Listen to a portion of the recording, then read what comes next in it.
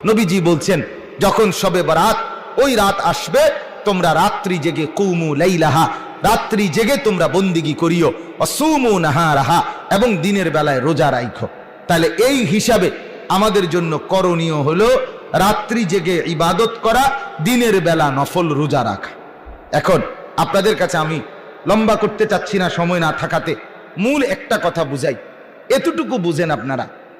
অনুরোধ আমার, একজন হইলে একজনই মাইনেন, সেটা হলো শবে বরাত মূলত নবীজি বলছেন ইবাদতের রাত, গুনাহ মাফের রাত, তোমাদের জন্য রাত্রি জেগে ইবাদত করো, এটা বলছে নবীজি।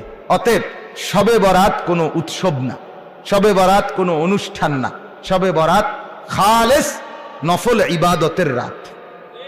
আপনি নফল ইবাদত করবেন, অর্থাৎ আপনি জিকির করবেন, আপনি নফল নামাজ পড়বেন, কোরআন তেলাওয়াত করবেন, তওবা করবেন, দোয়া করবেন, কান্নাকাটি করবেন, একাকী গোপনে গিয়ে কবর জিয়ারত করবেন, নিজে সারা রাত যদ্দুর শরীরে কুলায় আপনার নফল নামাজ পড়তে থাকবেন, আল্লাহকে ডাকতে থাকবেন।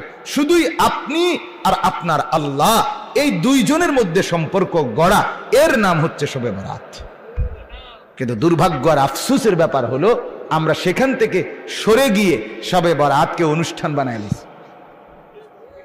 শবে বরাত কি এখন অনুষ্ঠান, শবে বরাত হলো উৎসব। শবে বরাত পালন করে, কেমনে পালন করে? এশার নামাজের পরে হুজুরে 1.5 থেকে 2 ঘন্টা ওয়াজ করবে, এরপরে লম্বা মুনাজাত দিবে, এরপরে প্রত্যেকেরে হয় 1 ফোঁটলা জিলাফি অথবা 1 প্যাকেট বিরিয়ানি অথবা 1 শান্তি ওই যে মাটির এগুলা করে খিচুড়ি খাইবে।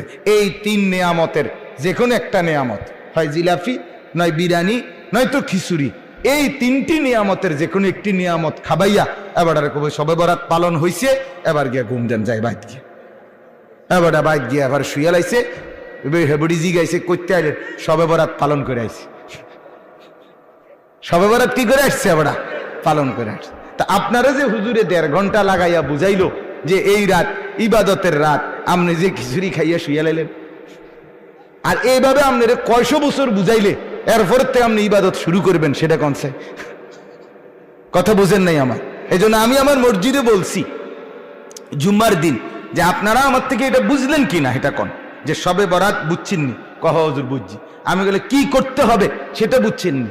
কহ বুঝছি। আমি তাহলে ঠিক এই কথাটা তো বললাম যে নফল নামাজ পড়বেন, জিকির করবেন, দোয়া করবেন, কান্নাকাটি করবেন, একাকী কেউকে না ডেকে গোপনে কবর জিয়ারত করবেন। তাইলে এই কথাটা আপনি বুঝছেন না? বাংলা এটা কথা বলেন না, বুঝছেন কিনা বলেন তো? এইটা আবার প্রত্যেক বছর শবে বরাত যে রাত, সেই রাতে আপনার 2 ঘন্টা ওয়াজ করে বুঝান লাগবে কেন?